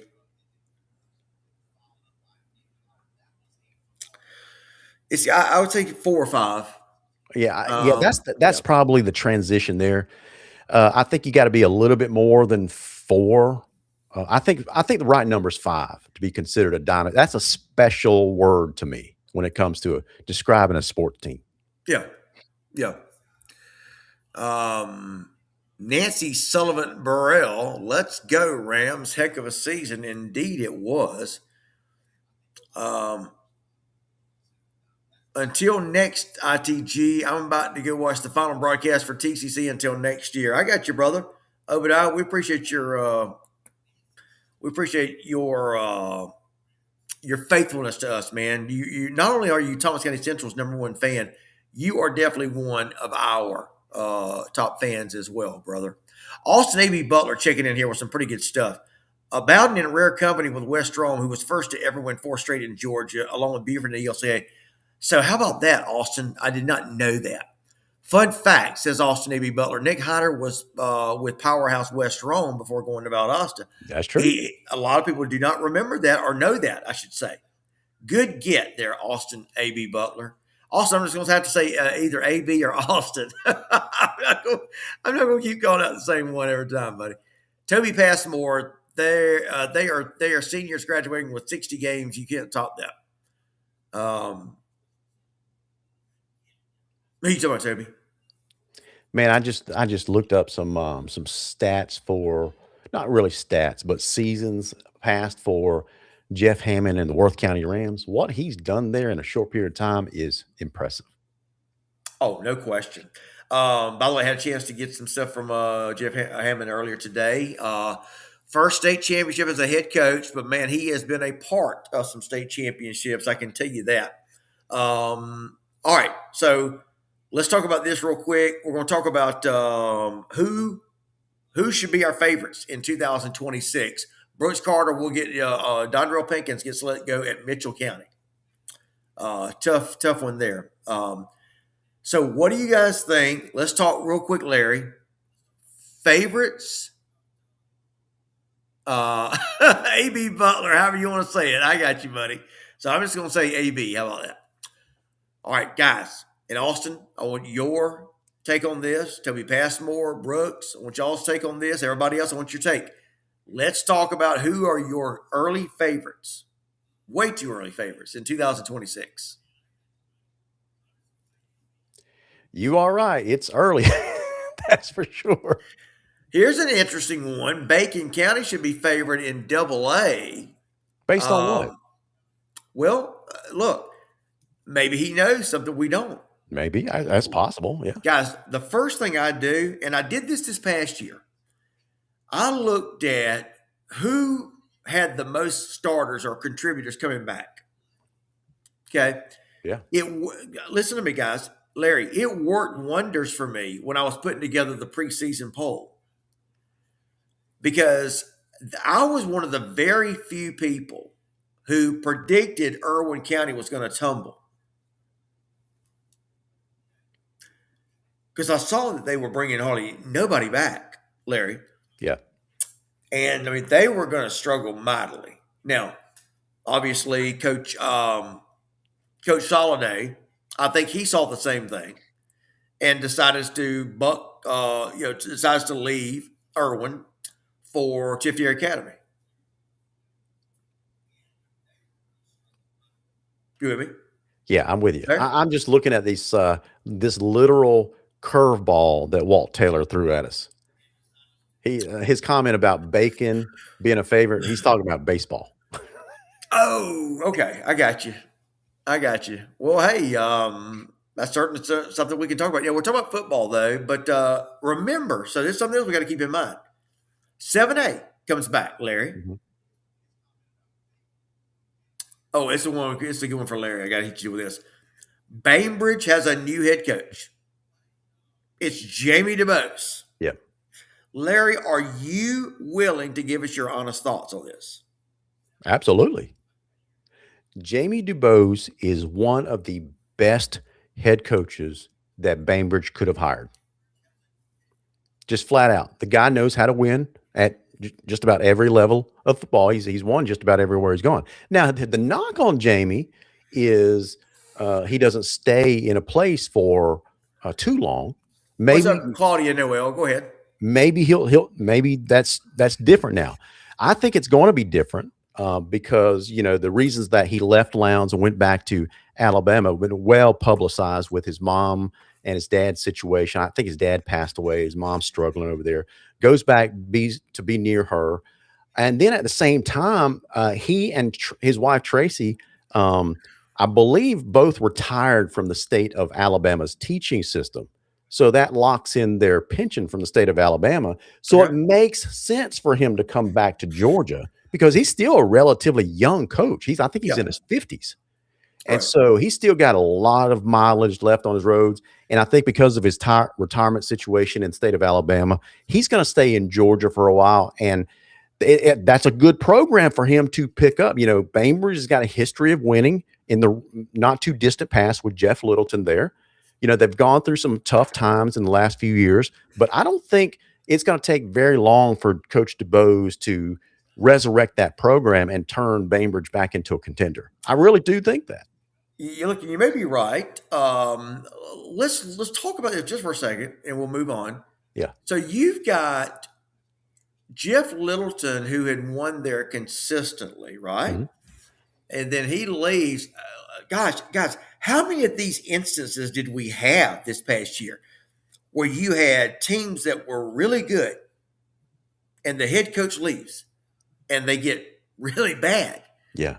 I mean, I want to know what the indicators are here with you guys. Did the coaches see it coming, or were the coaches that good that hold on a second, Larry, that their void left that much of a hole in the program that the team was unable to over. You see what I'm saying?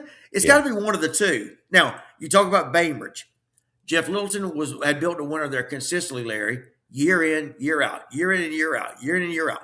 He leaves, remember, and Jay Walls took over 2 years ago, right? Yep. And the bottom falls out. Yeah. I mean, how many wins they have last year? One? And this past year they had one? They were 1-9 in the last 2 seasons. Wow. Yeah. So are you saying 1-9 in each of the last 2 years? In each of the last 2 years, they were 1-9. So that's 2-18. Mm-hmm. Great day in the morning. And so before that, Littleton was there, I think, 11 years, and then Pilcher before that. That's right. And the lowest number of wins that Littleton had was 6 or when 7, right? back in 2016, he won 5 games. He was 5-6 that year. But okay, all right. Still made it to the second round of the That's what I was going to say. playoffs. Yeah, yep, yeah, that's Yeah. not bad. Which Coach, by the way, if you know Coach Littleton, his favorite saying, and he made this work his whole tenure there. It's Yeah. not how you start; it's how you finish. Yeah. Now, but anyway, all right. So we're talking about Bainbridge. So we're talking about Irwin County is another team. Do Hey, you know Phil, that? Yep, I want to make one more point yep. with DuBose and Bainbridge. Oh, okay. I'm sorry. Yeah. Yeah. So another reason why I think it's a good fit is, you know, Bainbridge is now. Listen, when I say, as soon as I say this, Phil, some people are going to misconstrue what I'm saying, but it's a reality in modern day football, right? Yeah. When Jamie DuBose goes to Bainbridge, you know, well, let me tell you back when any prominent head coach, and I'm saying prominent for a reason. Jamie DuBose is a prominent head coach. Rush Probst is a prominent head coach, and there are others out there. But Phil, whenever any prominent head coach goes into a situation, all schools within an hour's drive of that school is going to start losing players because you're going to have some fantastic athletes from the Tallahassee area transfer to Bainbridge. Mark it down. It's going to happen because Bainbridge is right across the state line. It's a very close drive to Tallahassee. Tallahassee has what? 70,000 high schools. That's a exaggeration, obviously, but they have a lot of high schools there with a number of great athletes that would love to play for someone like Jamie DuBose. And I think it's a good fit when you take a look across the board. Is it a good historical program? Yes, check. Do they have great homegrown athletes? Yes, check. Do they have access to great athletes in surrounding areas that don't mind driving to play for a prominent head coach? Yes, check. You're going to see over the next few years a number of great Tallahassee, Leon County based athletes right over the state line find themselves driving over to Bainbridge and transferring. It's just going to happen. All right, I'm back. All right, so we were talking about you're making your case about Jamie DuBose being hired there at Bainbridge. All right, and by the way, welcome into the conversation, Kerry Claiborne. Go Buford Wolves. Boy, I know Buford. Hey, Buford fans are still celebrating, and I don't blame And them. they should be, yeah. Oh, absolutely. It's great to see these state championships. Here's the thing I like. You know, you win these state championships, Larry. Yeah. And the fans, the cities are still celebrating. All these people are off work because of the holidays. And it just makes an already festive situation even more festive. That's the thing I love of what's going on in these towns. Yeah. Phil, I've got a question for Kerry Claiborne. Oh, Lord. Since this is the since Buford has completed the hat trick, if you will, and now won a state championship in every classification, including the highest, right? It's always been their knock the last several years. Yep. Kerry, are the Buford Wolves going to edit the Gloryland video to add this state championship to it? Most of your audience has no idea what I'm talking about. How about Buford starting out? And this hadn't really been talked about a whole lot. How about Buford starting out with this brand new stadium? Okay, remember this, right? Yeah, how much did it cost? $300 million. 67 million. But you Yeah, remember, you remember going back to the beginning. This was all the fanfare, and people were wondering, okay, now let's see if they can live up to it. Larry, stay with me here. Think about the pressure of that. Mm-hmm. You've got this brand new state of the art stadium. I'm amazed they don't yet have an indoor practice facility. But anyway, that's neither here nor there. You got this brand new $6-7 million stadium, beautiful stadium. And so much fanfare was made of it, right? Well, by golly, how about if you would have gone in there and laid an egg at 3-8? Yeah. Or 3-7. You follow me? I do. I mean, it's perfect how they ended up completing the project. Yeah. We've given you this shiny new toy. Now, what are you going to do with it? Well, they went out and they won a state championship.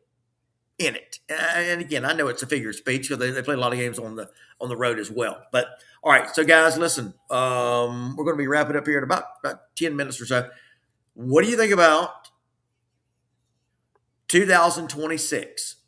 Does anybody know? I was talking earlier, Larry and I were talking about how to project for 2026.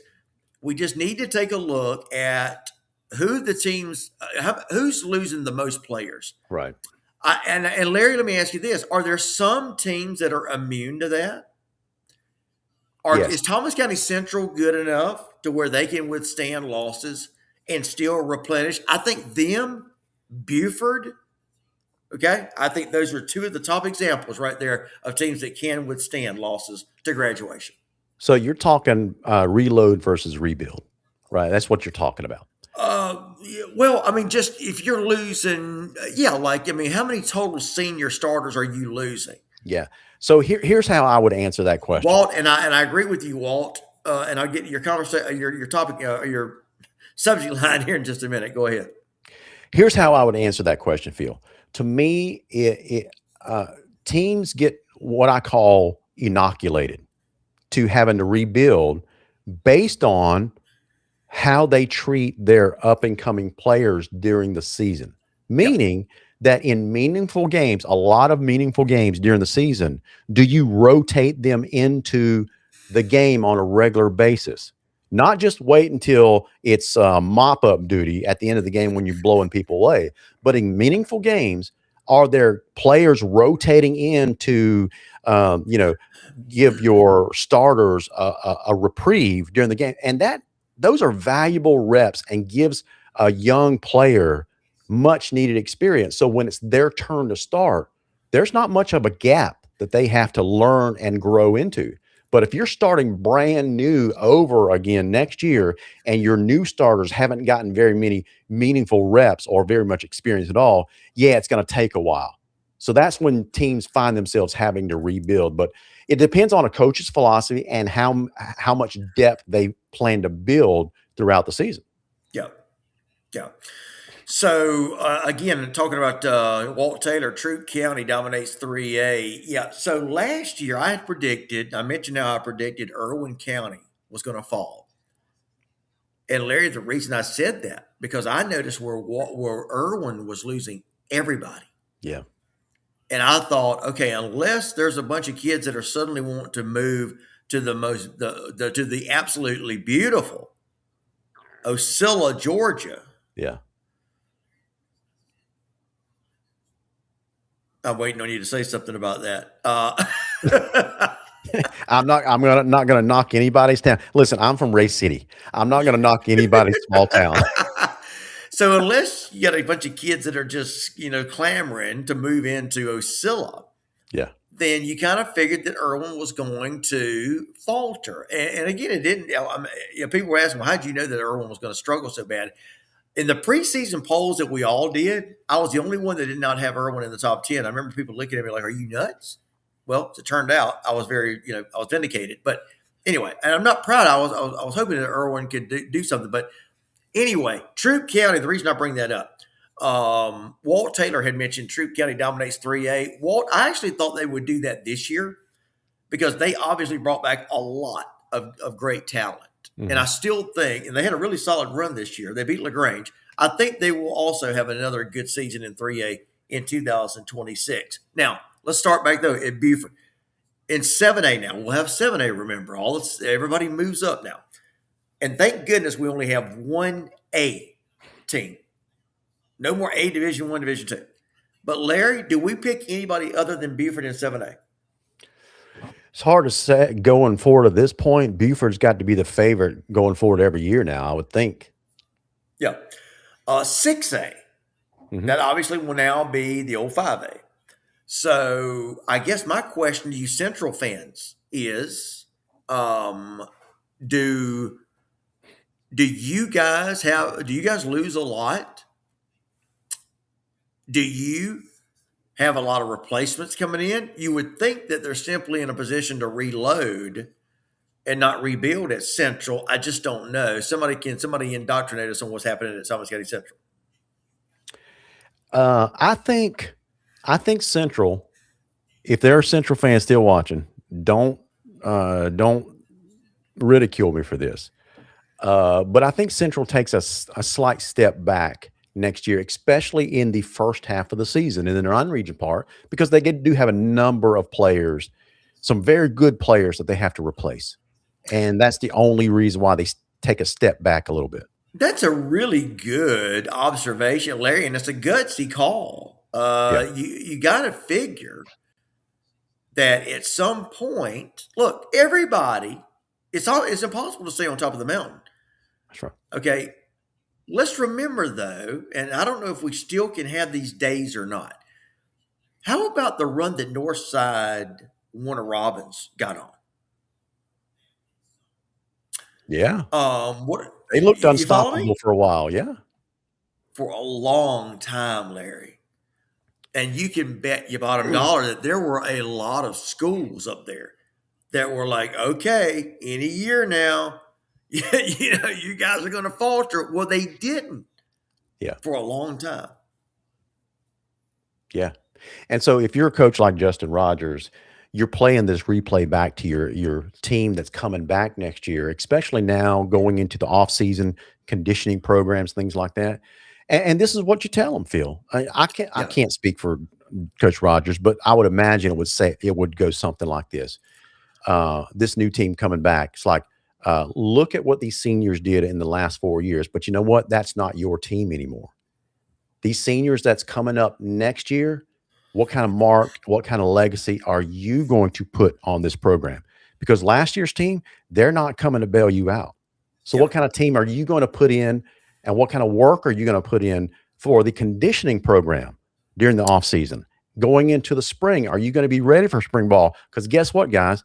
All eyes across the state are now looking at you, this upcoming senior class, and they're asking this question: are you a cycle of athletes that just graduated, or are you a program with lasting power? Only you can answer that question. That's what Okay. you tell your kids. Yeah. Marion Guyton may have given us an answer on Thomas County Central. Marion Guyton says Thomas County Central's junior varsity and eighth grade teams, uh, but were undefeated. I think we got your gist there. They have a very good pipeline. So it Yeah, sounds like, at least at Thomas County Central, everything that has been, all the success has trickled downhill, it looks like. sure. Larry, when we go back to Lowndes, I know that was one of the knocks Yeah, on Coach DeBose was that there was some issues with the middle school and whether enough time and effort was devoted to middle school. I'm just repeating what was sure, said sure. in the high school football community. I like Jamie DeBose a lot. I think got a great personality. You got to have a little bit of that flamboyance that he has. He did a great job when he was at Lowndes. Is that going to be able to carry over to Bainbridge? That's a good question, man. You know, Jamie has. I'm trying to describe this. Uh, Jamie is a salesman that is also a football coach. Yeah.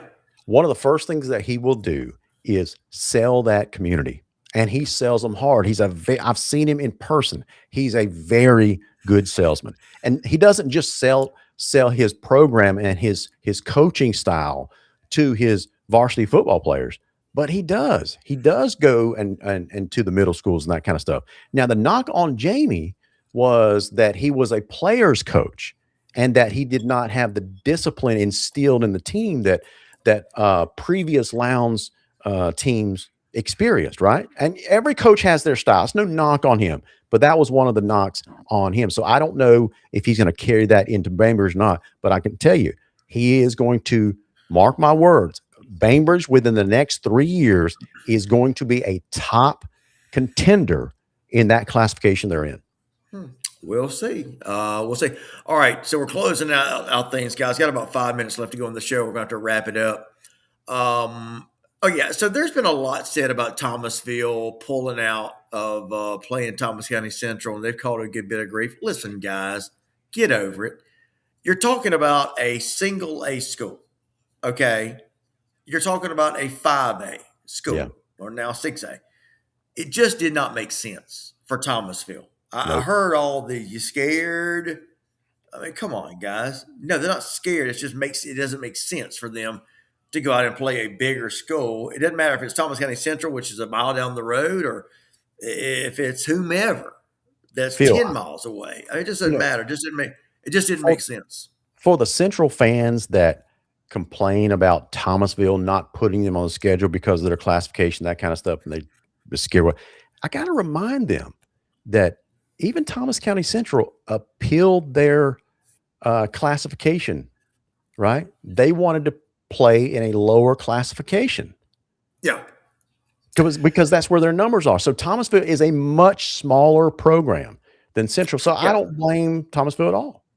Programs are going to do what they've got to do that's going to put them in the most competitive That's right. environment. If that means, yeah. So look, it works both ways. You got to remember that for sure. All right. So we start talking about favorites for next year. Buford, you got to figure Carrollton's going to be right back in the mix. Um, Westlake has hired a new coach. Will we see a resurgence with the Westlake team? Could be, not sure. All right. We got 7A, so we got 6A. I guess here's the big question, Larry. Yeah. In 6A, will we see Roswell? And I'm a big fan of JT Thompson. We did his coaching show all Yeah. year. Do you think we're going to see Roswell continue to stay at the top? I don't know, man. Roswell, every every time you think that you have Roswell figured out, you don't have them figured out because I remember, I can't remember what part of the show, Phil, but that was one of the teams that we talked about early on that ushered in no more ties for state championships. So they've won state championships before, but then they went on this hiatus where you didn't hear anything from them for quite a while. And now they're back on top of the mountain. Talk about Roswell. Roswell seems to be, is it fair to say Roswell is the Carrollton of their classification? Say that again. Is it fair to say Roswell is the Carrollton of their classification? And what I mean by that I know what you mean. Yeah, I got you. is That's a good point. is they're one of these, they're good teams, and the last several years they've been knocking on the door to elevate to that next level, but for some reason they just haven't been able to get there. Well, you're talking. I mean, the definition of what you're describing is underachieving. Correct. Kinda, Okay. underachieving to the next level. Yeah, Yeah. I mean, look. Again, it's hard to. Yeah. There's a reason that at the end of the day, when you're playing for a state championship, and I know I'm stating the obvious, you got two Mhm. teams that are playing for everything, and you got how many teams are there in each classification roughly? Austin A.B. Butler. This is a question for you, buddy. So I don't know. We got 100, 200 teams. For in each classification. Yeah, just on average. I mean, I know there's some bigger, some Yeah, are so bigger than others. you got 8 regions in each classification, and each region has anywhere from 6 to 8 teams. Yeah, okay. And I don't want to get bogged down on that. Just my point being that, you've got only a very few select teams at the end of the day that can compete for, and I'm talking about year in and year out here, Yeah. okay? They can compete for a state title, Mhm. okay? Of course, we've had this conversation. Who's going to be the team in South Georgia? I'll tell you, there's a lot of energy surrounding the Valdosta program. Larry, it could be the same thing at Lowndes. But, a lot of the Valdosta people feel really, really good Yeah. about what Shelton Felton is doing. And they have a pretty good feeder system with the middle schools coming up. Apparently, that is one of the things that Valdosta has liked about what Shelton Felton has done. He has really re-strengthened the middle school programs. Yeah. So that's something to watch and keep an eye on. We'll certainly watch that. Again, because when we take a look at these schools, well, let's not forget about the South Georgia schools. And Larry, you and I have talked about when's the next time the South Georgia schools are going to be able to step up in the state's largest classification. So we go back to 7A. Where is Lowndes and Valdosta in this conversation, Larry? That is a good question. I'm going to ask permission to table that until the Next next week? show, so Yeah.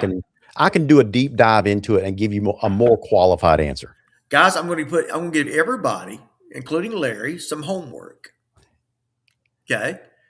And Larry, I'm glad you mentioned that. A perfect time. We got 2 minutes left to go in the show. So we can just throw stuff off the top of our head, but we all really need to do a little bit of homework. Yeah. And I'm actually going to write a story on looking ahead to 2026 and who some of the favorites are. So I've got to do that anyway. But let's all come back next week ready to talk about 2026 and who the favorites can be. Take a look at teams. How many? You guys can go to Max Preps and check this out. It's not that hard, but you got to put in some intangibles as well. And you got to remember, just like Carrollton, when Juju Lewis graduated, remember, we had no idea who was going to be the starting quarterback. So there's a lot of things that transpire through transfers. Yeah. That you don't, in other words, what I'm trying to say is it's more, it goes a lot deeper than simply how many returning starters you got. Sure. Because the state of high school football right now, the landscape has changed. And we might as well get used to it. If a team needs to bring in kids, and again, I'm talking about doing it the right way, then that's going to be part of it moving forward, Larry. Yep, absolutely. That's what all the upgrades and facilities is all about, Phil. Right. It really is. Is attracting eyeballs to your program. That's all it's about. It really is, Larry. And I think the indoor practice facility that was once viewed as a luxury. Yeah. Larry, it's almost going to have to be viewed as a must-have. It's an advertisement piece. It's basically a billboard that says, if you're looking for, and I'm not saying anybody's recruiting, but in the era of the mobile athlete and the mobile student athlete's family, right? Right. It serves as a billboard that says, if you are in the market of looking for a school to move around, how about looking at us? Look at what we have. Great point. And on that, we're going to wrap it up. Larry, thanks so much for joining me today. Yeah, man. I want to thank everybody out there for joining us. We had a great show. We went 2 hours strong tonight, and we'll come back and do it again next week. What do you say, Larry? Sounds good, buddy. Hey, y'all have a Merry Christmas. God bless you. Hey, and thanks to Dr. Kevin Collins of the Houston Clinic. Show would not be possible without his support. Great guy, great physician. If, for whatever reason, you need the services of Dr. Kevin Collins, there you go. You see him, Dr. Kevin Collins. I think it's kevincollinsmd.com. Check him out. Great guy, great physician. He'll help you out. Like Larry said, Merry Christmas to everybody. We'll see you next week right here at ITG Next. Extra Point with Phil Jones. See you guys. And as always, go Vikings.